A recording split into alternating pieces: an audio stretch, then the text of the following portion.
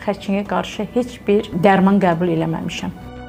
Gördüm, həkim narazı qaldı. Dedi ki, bu sizin həyatınızda, özünüz bilərsiniz. Bəs ailə təzyiq eləmədi ki, sizə həyat yoldaşınız, övladlarınız ki, dərman müalicəsi alın? Gəldim, mən dəst namaz aldım, səcdədə durdum. Neft məsləhət görüldü. 6 ay mən qidasız yaşadım. İstəsən aclığa dözüm olsa, ən sürətli aclıqdır. Xərçəngin ən birinci müalicəsi.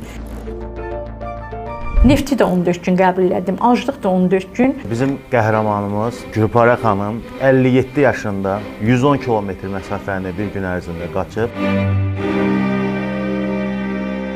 Sponsorlar 175 yük daşıma və evakuasiya xidməti.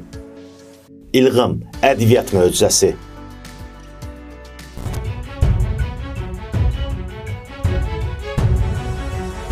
Salam dostlar, hər vaxtınız xeyir olsun. Qara Qırmızı layihəmiz efirdədir. Mən Bahadır Seyidov və həmkarım Cəlil Cavanşir.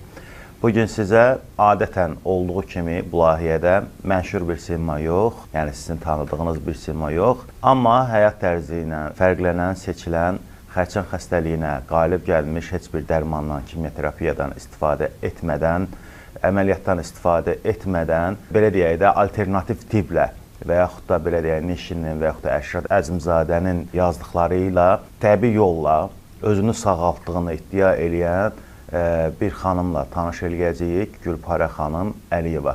Gülpara xanım, xoş gəlmisiniz. Təşəkkürlər, minnətdaram. Allah razı olsun sizdən. Yaxşı olasınız. Gülpara xanım, ümumiyyətlə bugün bir çox həkimlər, ümumiyyətlə tibb alimləri, ümumiyyətlə dünyada belə deyək də sağlamlıq birlikləri, təşkilatları xərçəng kimi bir xəstəliyin dərmansız, əməliyyatsız, kimyoterapiyasız sağalacağını qəbul etmirlər. Bunun bir xroniki xəstəlik olduğunu və bunun mütləq həkim nəzarətində müalicə edilməyini lazım görürlər. Amma siz iddia edirsiniz ki, siz müəyyən Nişinin tövsiyələrinə əməl eləmisiniz, hətta neft içməyiniz barədə dediniz bayaq bizə müsahibədən öncə. Necə baş verdi bu proseslər, necə getdi və siz necə qərara gəldiniz ki, siz müasir tibbin belə deyək də sizə təklif elədiyi imkanları rədd edərək ənənəvi tibbə, yəni daha doğrusu xalq təbabətinə üst tutdunuz? İlk öncə hər birinizi mən də salamlayıram. Çox təşəkkür edirəm ki, kanala məni dəvət eləmisiniz çəkilişə. Demək istəyərdim ki, mən ilk öncə bu xəstəlik diaqnozundan əvvəl məndə Möcüzəsiz Möcüzə adlı kitab var idi. Ondan arada müalicələr götürürdüm özüm üçün təbii yolla. Miqren xəstəliyim var idi. Onu kitabla sağalmağa doğru nail oldum əslində. İkincisi də diaqnoz mənə 2013-də xərçəng diaqnozu qoydular Milli Onkologiyada. Bu diaqnoz qoyulandan sonra mən kitabda ondan öncə oxumuşdum dəfələrlə ki, xərçəngin müalicəsi var. Mənə çox maraqlı gəldi, cəlb elədi ki, bəs bu diaqnozdan sonra kitabdakı olanı eləmək daha cəlb elədi. Qeyd eləyək ki, dostlar, üzr istəyirəm. Qeyd eləyək ki, 2013-cü ildə qoyulmuş xərçəng diaqnozunun belə deyək də kağızları da burada var, sonraki dövrlər də var. Yəni xanım öz iddiasını belə deyək də dəlillərlə, sübutlarla bizə təqdim elədiyi üçün biz razı olduq ki, çəkilək və onu dinləyək. Bəli. İlk öncə mən diaqnozda qoyulandan sonra bir müddət psixoloji bir sarsıntı keçirdim açığı. Ailəmin sağ olsun, ailəmin dəstəyi ilə bugün onlara çox-çox minnətdaram. Ailə üzvlərimə ki, ən birinci doğrudan da ailə üzvlərinin dəstəyi mənə çox önəmli bir dəstək verdi. O kitabı açdım, orada xərçəng xəstəliyinin müalicəsinə başladım etapla hamısını ardıcıl eləməyə. Tədricən bir 10 gün, 15 gün baxdım ki, məndə nəsə dəyişiklik baş verir. Və özüm də tez-tez gedib UZ-dən yoxlanırdım ki, oradakı şişin nə dərəcədə azalıb, çox olmasını izləyirdim. Gördüm, effekt verir. 1-2 ay belə getdi, 2-3 ay, amma məni də həqiqətən də əməliyyata götürmüşdülər. Orada kağızlar da sübut eləyir, günü də təyin olunmuşdu. Mən özüm atkaz elədim əməliyyatı.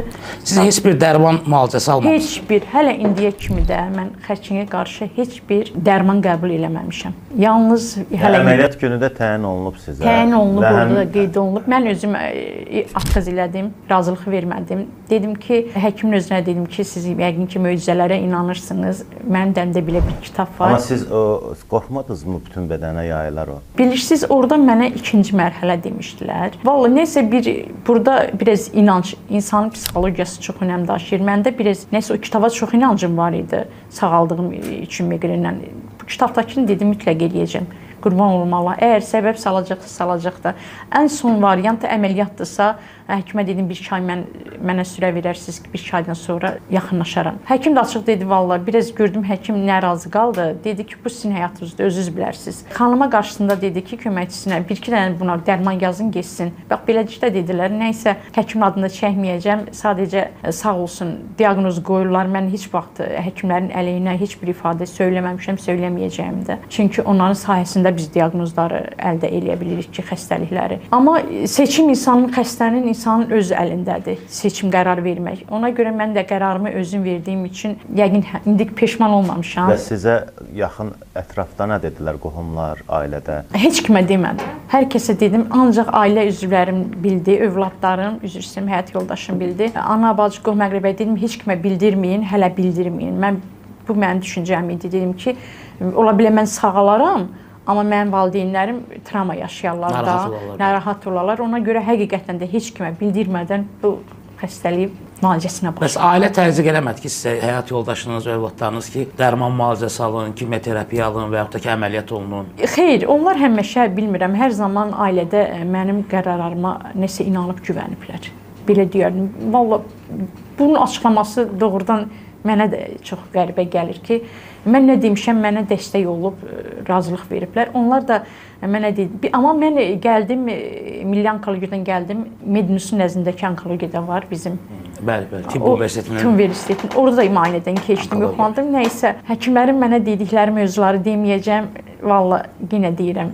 Mən başladım bu kitabla müalicəyə və nəticəsini başladım tədricən əldə eləməyə. Səbəb kitabdan gedirəm. Möcüzəsiz möcüzə, bəli, Ərşad Əzimzadəyə birinci müəllifə çox-çox minnətdaram ki, bu gün bu kitabı bizə çatdırıb. Bu yapon aliminin tərcüməsidir, kitabın tərcüməsini eləyib. Yenə də minnətdaram səbəbkarlara, çünki həyat zincirvari bağlıdır, heç nə səbəbsiz deyil. Gəldim, mən dəst namaz aldım.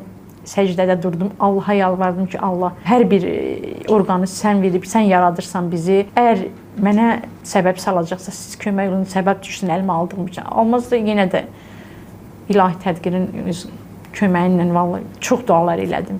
Yəni sonradan bu proses dediniz, siz müalicəyə başladınız və neçə müddətdən sonra sizdə bu xəstəliyi ümumiyyətlə yoxa çıxdı? Yox, uzun müddət çəkdi. Bu məndə 6 ay mən qidasız yaşadım. Necə qidasız?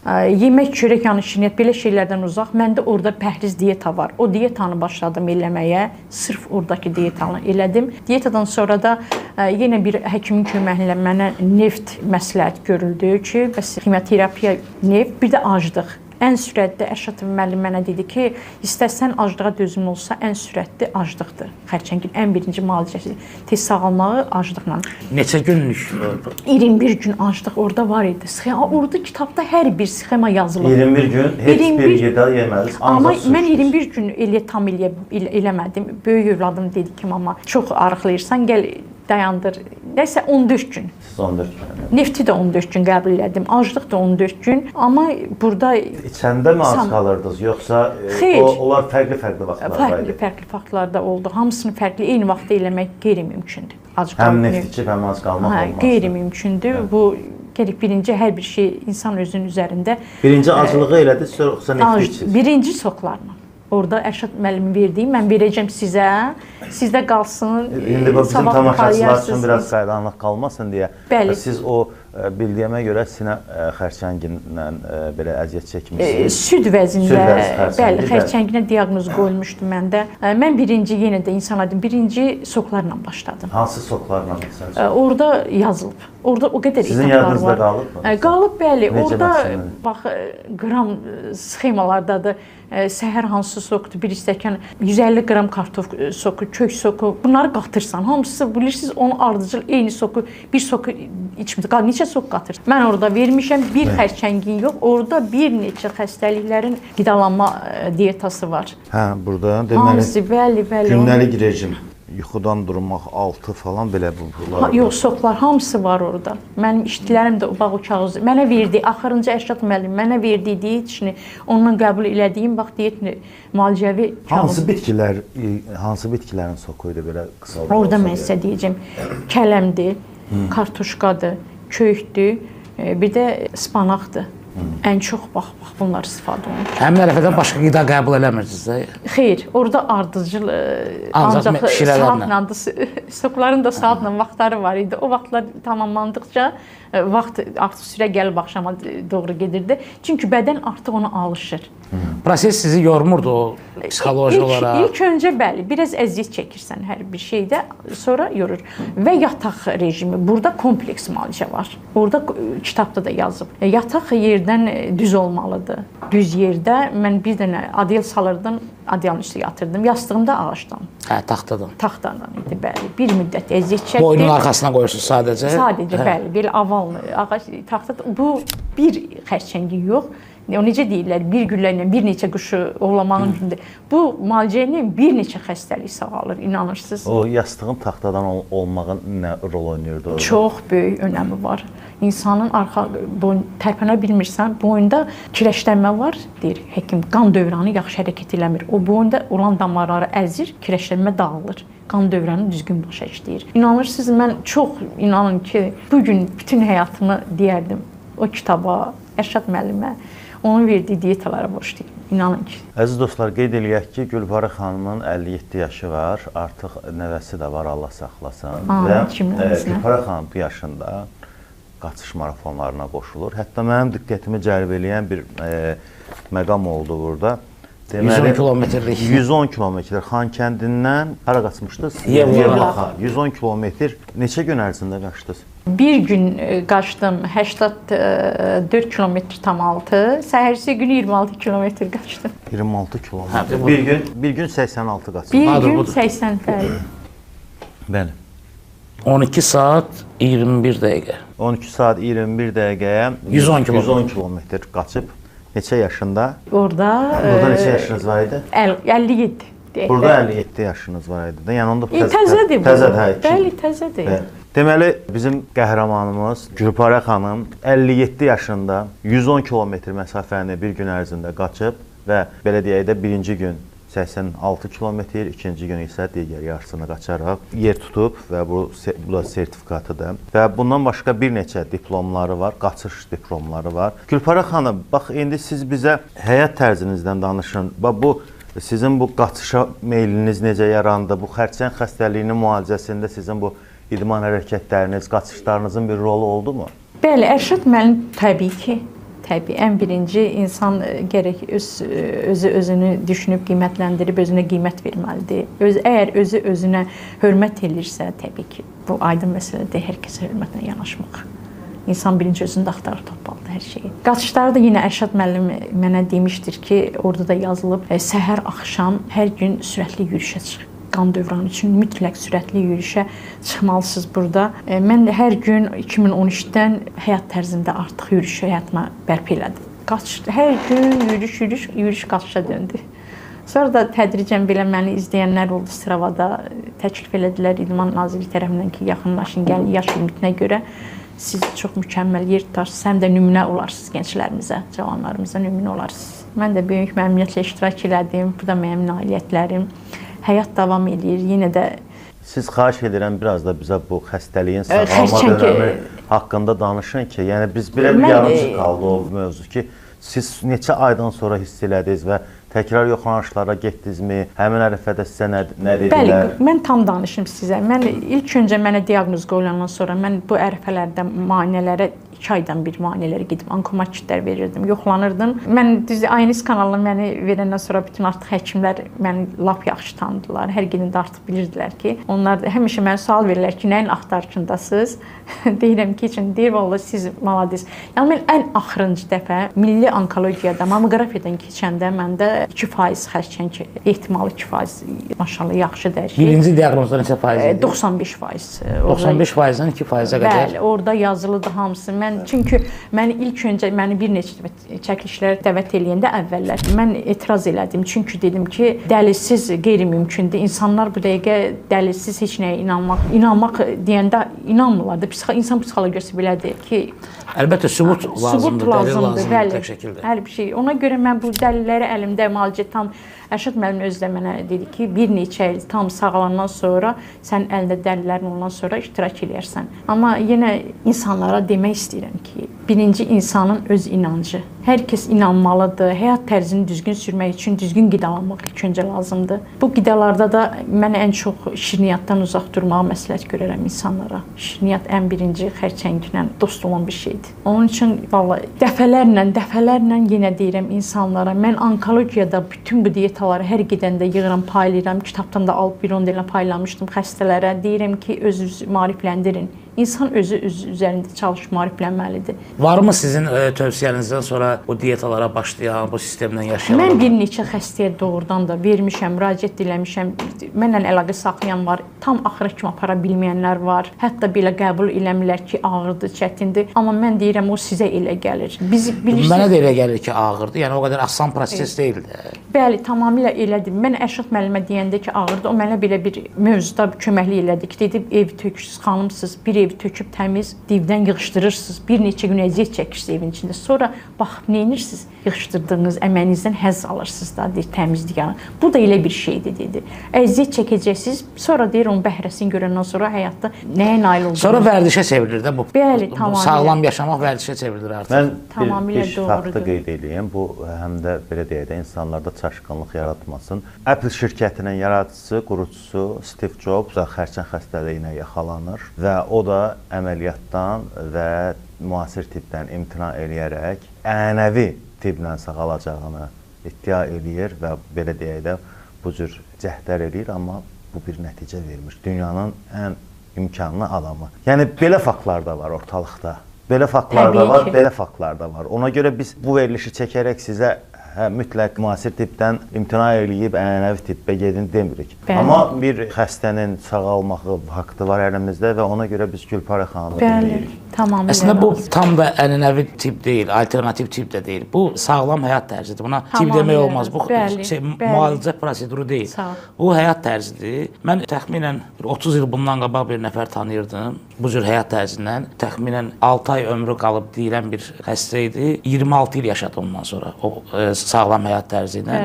Yəni meydan oxudu. Həqiqətən tibbə də meydan oxudu, o dərmanlara da meydan oxudu. Eyni nişi sistemi, sağlam həyat tərzindən yaşayırdı. Bəli. Sonra tanıdığım bir arıçı var Oğuz rayonu Xaçmaz kəndində. Bizi izləyirsə ona da salam olsun Füzuli bəy. 60 civarında yaşı var. Baxsan elə bilərsən ki 40 yaşında bir cavan oğlandır. Eyni bu sistemdən bildiyim qədər o da 25-30 ildir. Məsələn səhərlər buz kimi suda çimmək, qış, yaz, yay. Onlar özü o sistemi ailəvi, körpə uşağı ilə, həyat yoldaşı ilə bir yerdə heç bir xəstəliyə görə yox, sadəcə o həyat tərzini seçib niş sistemi ilə yaşayır. Qidalanmasına dəhşətli fikir verir, idmanına fikir verir. Yəni bunun həyat tərzi olduğunu qəbul eləsək, alternativ tibb kimi yanaşsaq, təbii ki, bunu təbliğ eləməyi mən düzgün hesab eləmirəm alternativ tibbi. Düzdür, türk çarələrin daha faydalı olduğu yerlər var, amma mən belə deyəm, modern tibbi qəbul edirəm. Amma sizin tətbiq elədiyiniz bu bir tibb deyil, bu bir müalicə üsulu da deyil, bu bir həyat tərzidir. Bəli. Bu həyat tərzi sağlamlığa bu şəkildə sizdə köməklik edib. Mən istəyirəm biraz o prosedurun ağırlığından,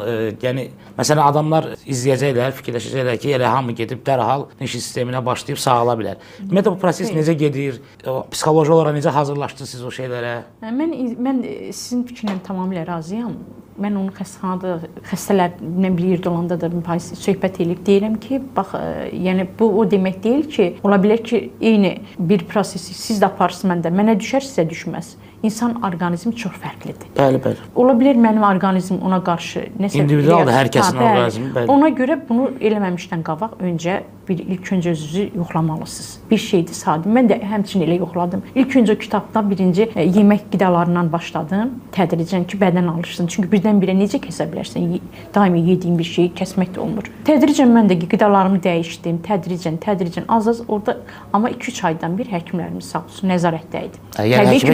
Təbii ki, həkimlərimiz hər zaman. Bəs o diaqnozu qoyan həkimlərdir. Onlar olmasa biz nə bilərdik, nə başa. Hər dəfə sizdə irəliləyiş görürdülər və sizdən səbəbini soruşurdular ki, siz neynədiniz Yoxsa bilirsiniz, biraz açıq danışsaq, həkimlər qəbul eləmədiyi üçün o qədər də soruşmurdular. Bəlkə də daxilən düşünürdülər.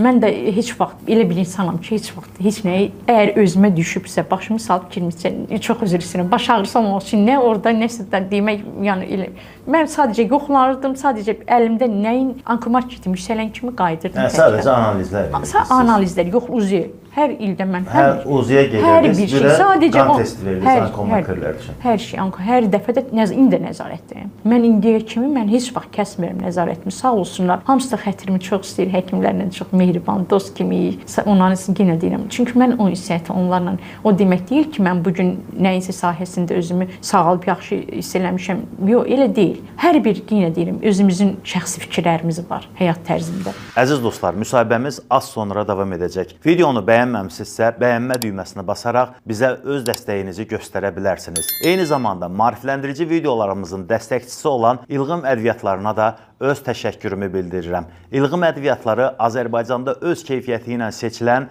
yerli bir brenddir. İri marketlərin piştaxtalarından əldə eləyə bilərsiniz və keyfiyyətinə əmin ola bilərsiniz. Bir də burada düşüncənin gücü məsələsi var da. Yəni tamam, bəli. Siz buna inanmısınız və nəticə almısınız. Mən inanırsınız, o kitabı əlimə alanda ilk öncə güzgünün qarşısında dayanıb özümlə, mən həmişə deyirəm ki, həyat yaşayıram. Çox söhbət eləmişəm. Ki, məsəl üçün danışıram, özümlə deyirəm ki, sən nələrə qadirsən, insan, sən həyata bir dəfə insan gəlir. Yəni gec olsa da ayıldım bir müddət. Yəni ilk öncə onu demək istəyirəm ki, psixologiya, insanın düşüncə tərzi çox önəm daşıyır. İnanc çox önəmli. İnanc çox önəmlidir. Hər zaman deyirəm, ola bilər ikimiz xəstə deyirəm, siz də eyni müalicəni bir otaqda mən də qəbulüm. Sizin ola bilər inancınız zəif ola, əhdiniz toxun cücərməyə, mənim əhdiyim inancla, inanmadığım belə bir şey inancla eləyəndə reallaşır. Bu həqiqətən belədir. Yəni bunu təcrübələr göstərir. Bəs özünüzü nələrdən məhrum elədiniz o prosesdə? Yəni ən çox yemək. Ənənəvi həyat tərzi, birdən-birə düşürsüz dietik həyat tərzinə. Yeməklərdə. Stres yaşadınızmı həmin ərəfələrdə? Çünki yeməyə kəsəndə bədən stresə düşür. Belə yeməkdən yox, qoyulan diaqnozdan bir neçə gün doğrudan stresə düşmüşdüm. Yeməkdən çox, yeməklə düzü açıq mən deyim, mən yeməklə o qədər problem yaşamıram. Çox az yeyən insanam. Artıq 11 ildir o dietik sistemlə yaşayırsınız da. Yəni arada yeməkləri qaçır insanlıq. Nəfs saxlaya bilmirsən, yeyirəm arada. Amma yenə deyirəm, tezdə dönüş eləyirəm. Əgər yedimsə bir müddət o yeməkdən kənar qalıram. Bəs bezdirici deyil, diyeta, yəni idmanı anlayıram, amma xeyr, bezdirici deyil. Artıq həyat tərzinə çevirib. Həyat tərzinə çevirib, əksinə çox xoşbəxtəm ki, o həyat tərzindən həyatda çox nəticə əldə etmişəm. İdmana necə başladınız? Elə o dietanın içərisində yoxsa?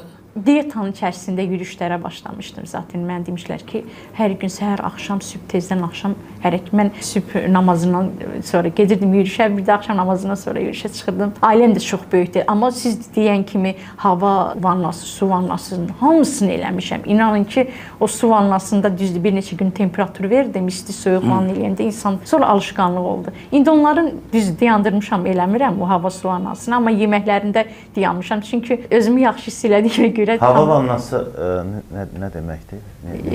Saniyələrlə, dəqiqələrlə hava vannası bilirsiniz. 45 saniyə çox üzr istəyirəm sizdən. Çox insan bədəni tam paltarsız havaya çıxırsan, saniyə ilə dayanıb tez gəlirsən, neçə saniyə orada pastelin altında gedirsən, təzən təkrar. Yox. Səhər sübh soyuq, isti. Ondan sonra onun da ikinci bir versiyası tujdur. Soyuq, isti, soyuq, isti. Təzadlı duş. Həm soyuq, neçə saniyə soyuq suda dayanırsan, duşun altı, sonra təzən bərpa isti suya, təzən soyuq, isti su. Bədəndə bütün qan dövranı neçə dəfə təkrar olunur? Orada hamısı inanırsınız, o qədər sıxımda saniyələrlə, getdikcə saniyə azalır, çoxalır. Onları 45 saniyə, sonra dəqiqə çevrilir. Orada sxema var. İnanın ki, hər şey, mən əldə etdiyim hamısı kitabda var. Mən bu sadalanmaların içərisindən bir dənə bu təzadlı duş məsələsini tətbiq eləmişəm həyatımda. Düzünü deyirəm. Onu eləyəndə mən çox özümü yüngül, rahat, belə gümrah hiss edirdim. Təəssüf, tənbəllikdən və sair səbəblərdən davam elətdirmədim. Çox üzr istəyirəm. Ərşad müəllim mənə demişdir ki, tam istəyirsiniz sağalasınız, kompleks, birini eləyib, heç nə əldə eləyə bilməyəcəksiniz. Kompleks. Hamısını eləmək. Bəli, kompleks, hamısını kompleks götürüb Əziyyət çəkib sonra da nəticəsini görəcəksiniz. Dedi, bunu unutmayın dedi. Gedərsiniz, birini eləyirəm, birini eləmirəm. Belə şeylər olur da, deyir, xəstələr mənə sal. Buğda cücərtiləri var idi o şey içində? Düzü, buğda cücərtisi var idi. Mən onu çox eləyə bilmədim. Bir neçə gün, bir həftə də olmadı. Cücərdib yeyirdim, özümü çox pis eləyirdim. Baş gicəllənmə verirdi məndə. Mənə təsiri çox qəribə təsir alırdı. Təzyiqi qaldırılmış. Yəni bilmirəm. Ya kalorisi çox qidada o mən bildiyim qədər, bəlkə də ondan. Mən yeyə bilmədim. Açıq mənə təsiri mənfi oldu deyin, qəbul eləmədim. Mən də deyim, indi qəbulunu başqalarını qəbul elədim. Amma var idi orada. Siz də kartofda, qırmızı kartofdan istifadə edirdiniz yəqin, yoxsa? Yox, adi kartofdan istifadə edirdim, amma mağazindən də satışdakı kartoflardan almırdım. Rayonlarda yaşayan insanlar var həyətdə. Kənd kartofu. Çalışırdım. Bir də burada ən çox bitki otlar, qarağat, qara qarağatın yarpağı, qırmızı morğun yarpağı, itburnun yarpaqlar. Bunlar Onları necə əldə edirdiniz? Çox, onları da dəmləyib saatlarla içirdim. Bir yeməyi çalışın, bütün insanlara, vətəndaşlara mən çox xahiş edirəm, bir necə ana kimi deyim, bütün insanlara, övladlarımız cavandırlar, cavan nəsillərə çalışın, bir gün bir yeməyi günün sonuna kimi yeyin, bir yeməkdən istifadə edin. Yəni qidaları qarışdırmaq heç qeyri-mümkündür.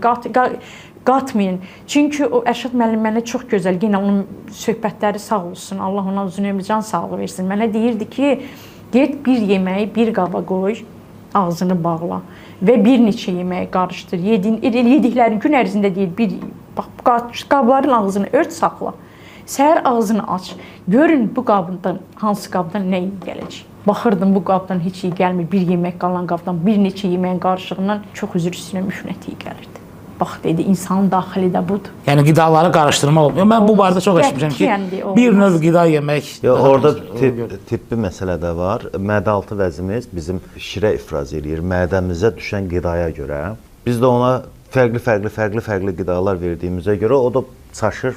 Bilmir hansı qidaları, hansı cür şirə versin ona. Bəli, biz nəyisə məsələn əti parçalamaq üçün şirə ayrıdır, məsələn kartofu parçalamaq üçün ayrıdır. Ona görə orqanizmdə də qarışdırırsan. Yəni bu barədə doğrudan müasir tibb də bunu təsdiqləyir. Təsdiqləyir, çox təəssüf ki, yenə deyirəm, bizə nə qalır öz əlimizdə.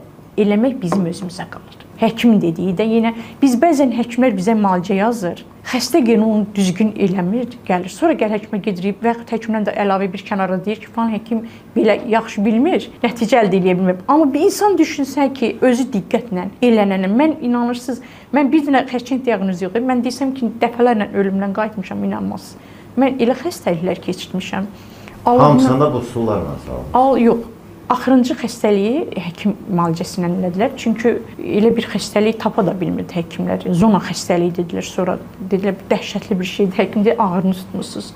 Naxçıvana gedib gələndən sonra ilişim. Yəni deməyim odur ki, həkimlər mənə deyir ki, valla yəni qeyri-adi belə çox xəstələrimiz çox olmur. Hər şeyə diqqətlə. Ümumiyyətlə sizin kimi həyat tərzi yaşayan insanlar azdır. Yəni 100 mində bir olar ya olmaz. Hətta mən ailəmdə evladlarıma belə deyirəm ki, yəni mən sadəcə deyə bilirəm. Amma mən onların iradəsinə, gücünə təzyiq edə bilmərəm.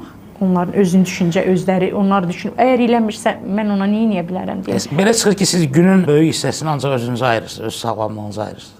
Xeyr. Çünki prosedurları indi mən tədricən prosedurların zamanı artıq ona alışmışam deyin. Bədən ona alışıb. Vərdişə çevirdi. Vərdişə daima da müntəzəm saatlarla eləmirəm artıq. Çalışıram ki, bu ərəfədə vaxt az yeyəm, vaxt uzun keçsin arasından yediyimin fazla. Mən səhər sağ olsun qızlar təklif edir mənə çay, kofe. Deyim təşəkkür edirəm. Mən bir dəfə səhər qəbul eləmişəmsə kifayətdir. Bir də getdi saat 2-yə bir. Bu çox önəmli daşıyır. Bu mayeyə də aiddir. Yəni su, çay. Hər bir şey, inanırsınız valla. İlarcıl gedib dəqiqə başına çay içmək düzgündür, xeyr. Sudan da valla deyim belə, mənə deyirlər ki, çox su qəbul eləməlisən. İnsan heç vaxt ürəyi istəmədiyi şeyi qəbul eləməməlidir. Biri deyir, gedirək 3 litr su içməsəm, gedib gəlib su içmək düzgün deyil. Mənə elə gəlir, mən valla YouTube-da da sizin kimi izləmişəm, Türkiyədə həkimlər var, danışırlar ki, insan orqanizmi tələb elədiyi qədər su içməlidir. Yəni ancaq susuyanda, dodaqların quruyanda insan ürəyin su istəyir. Mən sudan çox az istifadə edirəm, açığı deyim sizə. Yəni sudan çox davamlı su içmək, su içməklə arıqlamaq falan bu şeylər yox, mən şahid edirəm. 14 gündə ac qalmışam, su ilə yanmışam. Ölü su içmişəm, qaynamış su. o Ərşad müəllim dediyi kimi 14 gündə də çox inanırsınız, orada çox üzr istəyirəm. O dedi ki, yoxlayarsınız. Bu diyetalarda ən çox üzr istəyirəm, mədə bağırsağın eməli olmalıdır. Mütləq. Nə elənirsə başlığında mədə bağırsaq dayanır. O 3 litr suya 3 dənə limon, 1 baş sarımsaq eləyəsiniz, yanılmıramsa. Onu sıxıb maynil təmiz bağırsaq təmiz yuyulub təmizlənməlidir ki, əlvə aldığım bağırsaqda heç olmadan qidalana bilməyə. Mən həftədə bir dəfə üzr istəyirəm təmizləmək. Həftədə bir dəfə. İnanırsınız? Onu mən müntəzəm eləyirdim. Bir də üzr istəyirəm, orada səhər tezdən maqni sulfat onu təmizləyir. İngilis hər birimiz eləməliyik onu. İnanın, ən azı bir 10 gündən bir eləyin. Ayda 2 dəfə, 15 gündən bir için. Bəli, təmiz qoşulaqlar təmizlənsin. Bax, bu çox önəm daşıyır. Bunlar inanırsınız vallahi. Mən üstümdə o qədər təcrübə aparmışam. Hər şeyin o qədər xeyrini görmüşəm ki, belə düşünürəm ki, hər kəs bunu eləyə bilər. Gün ərzindəki həyat tərziniz, bax, səhər durdunuz, axşama qədər hansı ritmlər deyək də belə? Mənim gecə, gündüz musiqi. Musiqi. Hə, radionu qururam, radioda ancaq musiqi. Yuxudan da dururam. Yatana kimi evdəkilər də artıq xəstəliyə tutulur. Qururam ancaq musiqi. Onda yəqin idmanla məşğul olunur musiqi. İdman da qaçış. İndi dizimdə maye var. Hələ mən bu qaçışda dizimdə maye var və yırtıq da var. Sol qismində əməliyyat dəmir var. Rəşad Zeynalovun xəstəsiyəm. Həkim yəqin ki, qulaq assa özü də bilər. Çox sevdiyim bir həkimdir mənim. Mən də onu sevimli pasientlərinəm, həmişə hörmətlə yanaşır. Həmişə o mənə qərar verir ki, qaçışlara icazə verir ki, olar olmaz. Çünki yaş var burada. Qaçışdan da çox insan yaşamaq istəyirsən, biraz sağlam yaşamaq da istəyirsən. Sağlamlıqla gərək özündə qoruyasan idmanla. Bax, gedirəm həmişə yoxlanıram, maye diz qapaqlarını yoxlayır, idmanla məşğulam. Ən çox idmanla. Musiqi idman. İdmanda da musiqinin qulaqlarını ancaq idman. İnsan, bilirsiniz, o qədər danışsa insanın o qədər dərdi var. Bəlkə mən dərdimi danışsam, hər kəsin dərdi özünə çox gəlir, yüklüdür. Amma insan həyata bir dəfə gəlir. Məncə çox örnək həyat tərzidir. Təbii ki. Mən özüm o nümunələrin heç birini həyata keçirməsəm də, dostlara da, izləyicilərə də tövsiyə edirəm ki, mümkün qədər sağlam həyat tərzi yaşamaq lazımdır. Çünki həyat bizə təkrarı olmayan bir nemət kimi verilir və biz qayıdıb nəyilərisə düzəltmək imkanımız yoxdur. Bizə verilən şansdan o qısa müddət, uzun müddət dəxli yoxdur. Həyat da verilib. Onu düzgün dəyərləndirmək, təbii ki, modern tibbin də imkanlarından istifadə etmək lazımdır, amma sağlam həyat tərzini baxmayaraq ki, özüm yaşamıram, amma hamıya tövsiyə edirəm.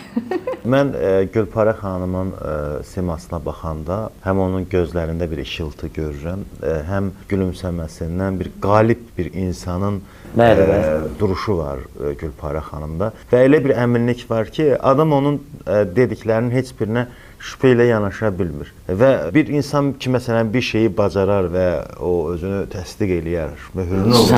Yəni, o bir duruş var. Ona görə biz Gülpərə xanımı nədəsə ittiham eləyə bilmirik, belə deyək də şübhəli suallar verə bilmirik. Amma yenə deyərək də... Bir də sənədlər, sübutlar ortadadır. Belə sənədlər, sübutlar da ortadadır. Amma təbii ki, alternativ tip və yaxud da müasir tip gəlincə, bu barədə də biz hökm verə bilmərik, biz qərar verə bilmərik. Yəni, biz sadəcə olaraq çəkib göstərməkdir işimiz.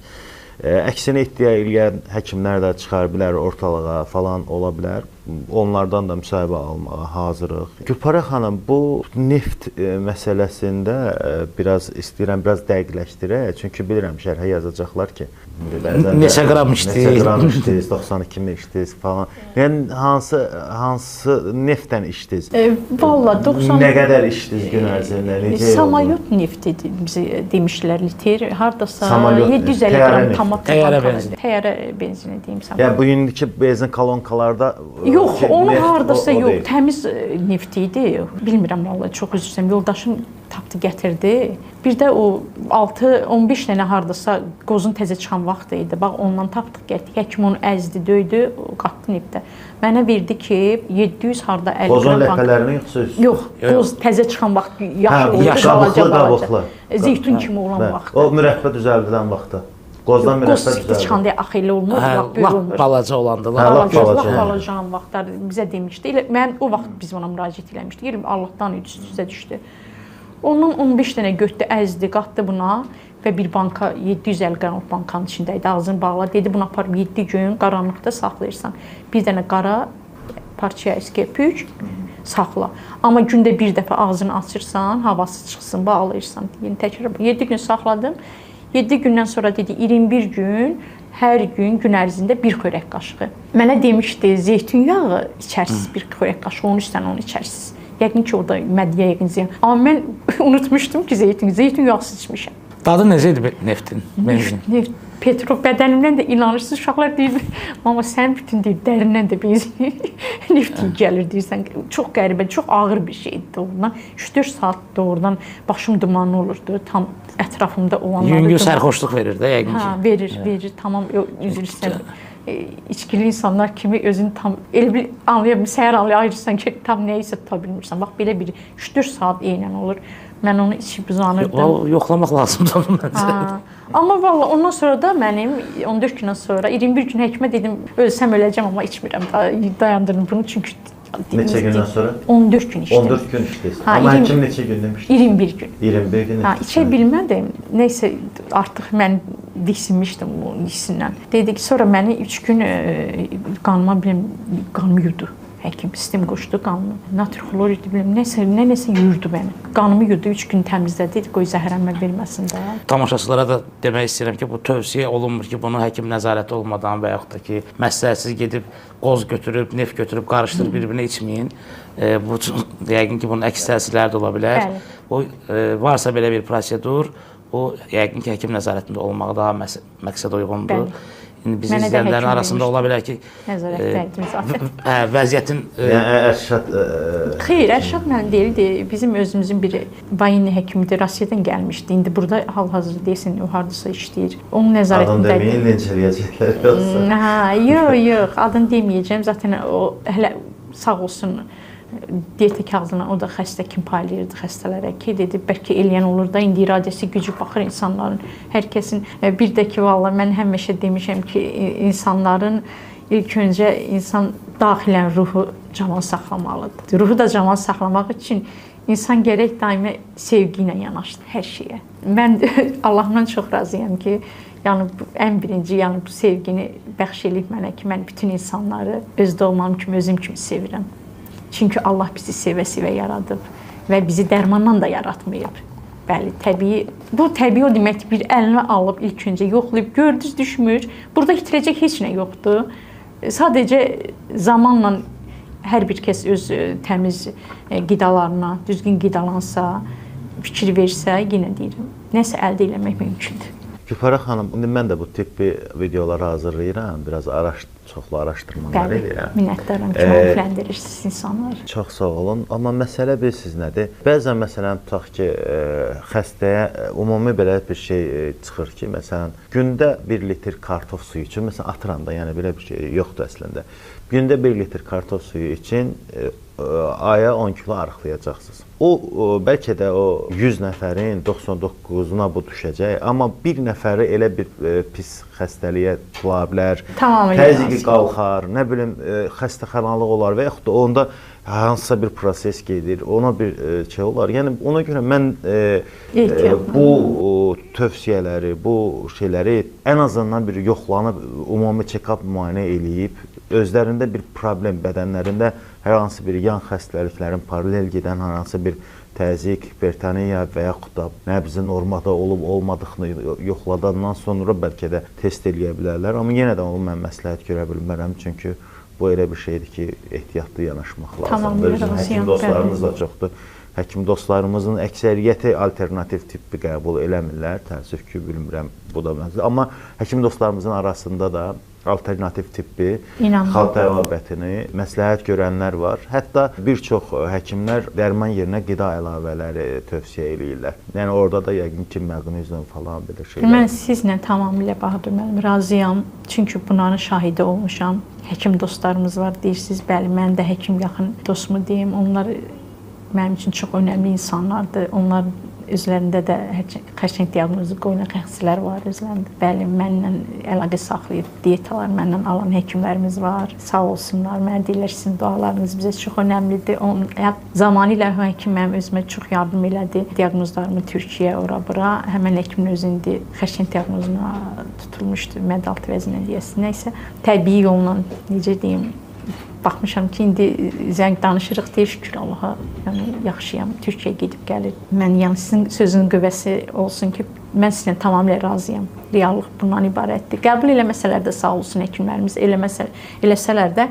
Amma yenə də bizim hər zaman həkimlərə ehtiyacımız var. Çünki həkimlərimizin sahəsində diaqnozları əldə edirik, xəstəliklərimiz biz bilirik ki, nə xəstəliklə tutulur. Mənim özüm də başqa xəstəliklərin həkimlərdən çox müalicə götürmüşəm. Keçən ildə yenə deyirəm, nevropatoloqdan 12 aylarla dərman içdim. Bu xəstəliyə qarşı mənə dedilər, qeyri-mümkündür, atmalısan, qramadı deyə yüksək doza yatızdırmaq üçün. Çünki o ağrı elə bir dəhşətli bir şeydir, uzun xəstəliyi. Yəni sağ olsun onların sayəsində bu gün həkimlərimizin elə bir xəstəlik var ki, bəli, yeməklərlə mümkün deyil. Mütləq müasir tibbə müraciət etmək lazım. Mütləq. Allah həkimlərimizə də uzun ömür, can sağlığı versin. Gülpəri xanım, bir dənə də son sualımı verim. Sizə alternativ tibbə müraciət, belə deyək də, müasir tibbdən, belə kimyoterapiyadan, əməliyyatdan imtina edib, alternativ tibbə yönəlməyinizə səbəb maddi durumunuz mu oldu ki, yəni sizin o prosedurlara, xərçəng xəstəsi üçün bilirik ki, nə qədər dərman falan lazımdır. İndi həmin dövrdə bilmirəm, dövlət ödəyir də, ödəmir də bilmirəm. İndi bildiyimə görə müəyyən şeylərini ödəyir. Yoxsa fikirləşdiniz ki, pulum yetməz falan, gedim alternativdir. Yoxsa ümumiyyətlə siz alternativ tibbə, yəni belə deyək də, xalq təbabətinə inandığınız üçün buna getdiniz? Xalq təbabətinə inandığım üçün. İnanırsınız ki, yəni o barədə heç belə düşünməmişim, xəyalıma da gəlməyib, inanın Allaha. Sadəcə o kitab əlimdə oxuyub, mən biraz belə araşdırıb maraqlanan insanam belə şeyləri. İnanırsınız, oxuyanam, kitab çox oxuyuram. Evdə nə qədər kitabım var. Ən çox da dedektiv kitabları oxuyuram, amma həyat tərzinə də bax, bu kitabı sağ olsun bir müəllimin sayəsində mənə bunu, Qalib müəllim var, o təklif eləmişdi ki, belə rayondan gəlmişdi, bizə qonaq dedi, belə bir kitab var, başın çox ağrır, götür o kitabdan, miqrenə qarşı müalicə var, elə. Yoxsa belə maddiyyətə görə siz bilirsiniz ki, xəstəlik elə bir şeydir ki, maddiyyətə baxmır xərçəng xəstəliyi üçün, insanlar evini satır özünü qurtarmaq üçün. Maddiyyət, yəni düşünməmişəm, yaxşı yadıma saldınız elə bunu. Heç bu arada düşünməmişəm. Hə, vallahi heç düşünməmişəm. Bu prosedurlar da o qədər ucuz prosedurlar deyil də. Yəni müəyyən bitkiləri axtarıb tapmaq, nə bilim, o rejimlə yaşamaq da ucuz deyil. Bir şey əldə etmək üçün nə isə gəlin götürək belə özümüzdən fərz eləyək ki, bir şeyə nail olmaq üçün nə qədər əziyyət çəkirik. Təbii. Alimlərimiz bir şeyi tədqiq, nə qədər etaplarda nə qədər əziyyət çəkirlər, onun üstündə təcrübə aparırlar, nəyəsə nail olurlar. Həmçinin hər şey elədir, vallahi. Sadəcə bizim düşüncəmiz, Bahadur müəllim demişkən, hər kəsin düşüncəsi fərqlidir. Mən heç vaxt tövsiyə də eləmirəm, hər kəs xərçəng diaqnozu olan xəstəlik götürsün, bu birdən-birə bu müalicəyə başlasın. İlk öncə insan özü, psixoloji özü-özündə nə isə qəbul eləməlidir. Eləmədisə qeyri-mümkün. Mən dəfələrlə psixoloji, mən bildim ki, mən buna hazıram eləməyə. Rusiyan bir kanalda, üzr istəyirəm, bir kanalda verilir. Xərçəngin müalicəsi birinci düşüncələrin düşünüb, siqnalı ötürür. Bugün dünyada NLP təlimi də var. NLP ilə, yəni beynin gücü ilə xərçəng xəstəliyinə qalib gələn insanlar var. Bəli. Sadəcə düşünməklə.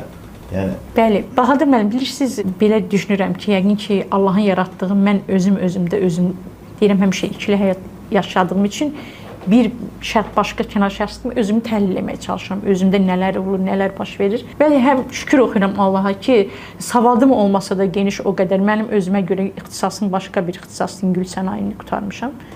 Texnologiyasında. Sadəcə, amma baxıram ki, mən düşüncələrim tamam fərqli fərzdə düşünürəm. Çox geniş, dərk edirəm. Şuurumda fikirləşirəm ki, siz nəticə çıxaram. Hər kəsin bir sözündən analiz edib nəyin doğru, nəyin yanlış olduğunu və mən çox inanclı insanam. Doğrudan inanıram. Sizin dediklərinizin sizin ən çox qulaq asıram və inanıram və arada da yazıram ki, bunlar çox doğrudur. Mən bunları eləmişəm, effektini də görmüşəm. İndi kimsə siz mənə deyirsiniz, gedim falan yerdə belə bir şey, mən gedib özüm araşdıracağam. Gedib onu eləməyəcəm ki, ən azı araşdıracağam Nəyin həqiqət, nəyin doğru olduğunu insanın psixologiyasında özünün düşüncələri var, hər kəsin öz bir düşüncəsi var. Qərar vermək artıq insanın öz əlindədir. Çünki xəstələr birdən yanlar, gedər, digəri bunu o da düzgün deyil. Birinci özünü araşdırsın ki, nəyə qadirdir? Buna qadirdirmi, eləyə biləcəkmi? Qadir o deməkdir ki, yəni mən demək fikrim bəlkə yanlış çıxır. Yəni bu əlvə aldığın müalicələri tam şəkildə eləyə biləcəksən, bilməyəcəksən. Eləyə bilməyəcəksənsə heç vaxt yolunu azdırmaq olmaz. Tam həkimin müayinəsində, nəzarətində ol. Nə olacaqsa həkimlərlə olsun. Mən belə düşünərdim. Yoxsa mən də onu sərbəstlikdə olub kimsə məcbur eləyə bilmərəm ki, kimsə inansın, gəlsin. Amma maarifləndiririk ki, bugün bizim bir fikrimiz var ki, bütün insanlar düzgün qidalanıb, sağlam qidalanıb yaşamaqları üçün mübarizə aparsınlar. Düzgün qidalansalar, düzdür, qidalarımız da o qədər təmiz də deyil, açıq etiraf eləyəcəm. Bütün dünyada belədir. Bəli. Bu həyatın axarı belədir. Biz həyatın axarında axıb gedirik onsuz. Bu belədir. Bizdən öncə necə deyim? Mən hərdən danışıram. Mən siyasətlə heç sıfıram deyirəm, dinən namaz qılıram, olsun dinən sıfıram. Belə mən bir şey bilirəm ki, biz həyatın axarına düşüb axarına axıb getməliyik. Onun içində də çalışdığımız qədər özümüzü qorumalıyıq. Öz əlimizdədir. Kimsə gəlib bizi qoruya bilərmi? Özümüzü qorumalıyıq. Başqa. Mənim ən böyük silahım həyatda bugün bax bu vəziyyətdə olmağımın silahı düzgün həyat tərzi sürməyimdədir. Gec də olsa düzdür 2013-dən sonra başlamışam. Siz Bakının mərkəzində yaşayırsınız, biz də elə Bakıda yaşayırıq. Biz təmiz qida çox az tapırıq, hardansa kənddən gələndə falan olur. Siz necə tapırsınız o qidaları, hardan alırsınız? Mən çox qida vallahi, mən ən çox yediyim hal-hazırda mənim qidalandığım meyvədir. Yəni meyvələr də o deyil axı. O da deyil, amma bilirsiniz, mən açıqca inanıram. Allah'a deyirəm ki, Allahın Allahın hər şeyin gözəlini görür ki, həyatda nələr baş verir. Əgər onun rızası varsa, qoruyacaqsa, nədənsə qoruyacaq. Qorumayacaqsa qorumayacaq. Bəlkə yalandır. Biraz da inanc, biraz da başqa tərz həyat sürürəm. O demək deyil ki, mən psixoloji takılıb qalsam ki, bu belədir, bu elədir, öyle. Bu yaşamaq olmaz. Amma bir yanda boş buraxmaq lazımdır. Elə deyilmi? Vallahi mən elə yaşayıram şəxsən. İstədiyin meyvəni yəsəs odur. İstədiyin kimi. Mən inanıram və inanıram. Mən deyirəm ki, məsəl üçün mənə desələr ki, orada sizi ölüm gözləyir, oradan getməyin də. Gözləyir. Mən deyirəm ki, mən gedirəm, mənim içimdə hiss var ki, o ölümün üstdən keçəcəm, ölüm mənə heç elə biləcək. Baxıram ki, keçdim, getdim. Burada nə elədi mənə? İnanc. Məni qoruyan inanc oldu. Bəlkə yalandır. Daxili inanc ciddi məsələdir. Çox. Mən çox hələ siz mən başqa mən elə şeylər öz aləmində və onları doğrudan da təcrübədən keçirib biləm ki, orada ölüm var, gedirəm, amma mən də içimdə hissindən gedirəm. Biləm ki, oradan keçəcəm. Ona da nail olmuşam. Həyatda çox şeydə mən həkimlərə getməkdə də, nəyisə əlimə aldım. Hər bir şeydə inancla getmişəm. O inancı Allahdan qurbanım, deyirəm Allahın içindəki o inancı heç vaxt itirmə. Birinci Allaha inanıram. Onda belə çıxır ki, siz bu inancdan heç o nefti içməsəydiniz də sağalardınız. Nefti içməyimizdə də inanc var. Əgər inancım olmasaydı o neftdən mənə səbəb salmazdı. Bəlkə də qardalı şirəsi iç. Nefti İnanmaq olar da. Nefti bəlkə içsəm zəhərlənərdim. Elə deyil? Bəlkə adi bir adam bir xörək qaşığını içdi, zəhərləndi. Amma mən 14 gün nefti içdim, zəhərlənmədim. Nə oldu burada? Məni qoruyan inancım oldu. Psixoloji beyin ötürdü bədənə, bədən ona reaksiya verdi. Mən belə düşünürəm. Bu mənim özümündür. Hər kəsin də fikrinə hörmətlə, izzətlə yanaşıram. Həkimlərimizə də, sizə də, bütün tam çəkiliş üzvlərinə minnətdarlığımı bildirirəm ki, əziyyət çəkdiniz bizimlə bərabər. Amma mən inancı heç nəyə dəyişmirəm. Əziz dostlar, bugün biz Gülpərə xanımı studiyaya dəvət etməyimizdə onun belə deyək də bir xərçəng xəstəliyinə dərmanlarsız qalib gəlməyi və bunun əlimizdə bütün sübutlar var. Bunları indi çəkib videonun sonuna qoyacağıq. Və 57 yaşında, yəni mən boynuma alıram ki, mənim 39 yaşım var. 2 kilometr eyni anda qaça bilmirəm, təngə nəfəs oluram. 57 yaşında 110 kilometr qaçan və ondan başqa digər qaçış marafonlarına qoşulan və 57 yaşında pozitiv qala bilən bir insanı sizə də tanıtmaq istədik. Gülpərə xanımla təsadüfən qarşılaşmışdıq və söhbət əsnasında onu studiyaya dəvət etmək qərarına gəldik. Gülpərə xanım, çox təşəkkür edirik. Həqiqətən də yəni bir var ki, adam var ki, danışır, deyirsən kəş, danışır da. Amma siz danışanda mən özüm heyranlıqla sizi dinlədim. Təşəkkürlər, minnətdarım. Sizdən də əslində bir çox şeylər öyrəndim. Hətta bu veriliş gedə-gedə özümdə də bəzi şeylərə qərar verdim ki, mən də belə eləyim, mən də elə eləyim. Bir çox insanlar da bu videodan məncə yararlanacaq. Elə də gəlir. Məncə də hesab edirəm ki, çox maraqlı, Çox sağ olun, minnətdaram. sağlam həyat tərzini həmişə təbliğ eləmək lazımdır. Həmişə vacib və lazımlı həyat prosedurudur. Amma yenə təkrar edirəm ki, hər eşitdiyimiz, hər tövsiyə olunan hər adam üçün deyil. Yəni orqanizmlər fərqli olduğuna görə hər hansısa bir diyeta ilə rastlaşanda onu mütləq həkimlə məsləhətləşib sonra onu tətbiq eləmək lazımdır. Hər halda mən bir əzmli bir insanın həyat hekayəsini dinlədiyimə görə çox məmnunam. Sizə çox təşəkkür edirəm örnək olduğunuz üçün və bizim qonağımız olduğunuz üçün çox sağ olun, çox təşəkkür edirəm. Siz sağ olun. Mən də hər birinizə minnətdaram. Yəni bu çəkiliyə dəvət elədiyiniz üçün Bahadur müəllim, ilk öncə sizə də müəllim, Cəlil müəllim, sizə də təşəkkürümü bildirirəm. Çox minnətdaram. Allah bütün xalqımıza uzun ömür, can sağlığı versin. Nə deyə bilərəm? Əsas can sağlığıdır, uzun ömür. Çox sağ olun. Bir də ki, mənfiliyi özünüzə buraxmayın. Daima müsbət enerji ilə özünüzü qoruyun. İnsan həyata bir dəfə gəlir. Dönüşü yoxdur. Bir dəfə yaşayırıq, bir dəfə də həyatı tərk edirik. Ona görə həyatınızın qədrini bilin. Özünüzün qədrini bilin. Oldu. Uzun ömür, can sağlığı. Təşəkkürlər. Videomuzu bəyənməyi unutmayın. İzlədiyiniz üçün bir daha təşəkkür edirik. Verilişimizin sponsoru olan İlğım Ədviyyatlarına da buradan təşəkkür edirik.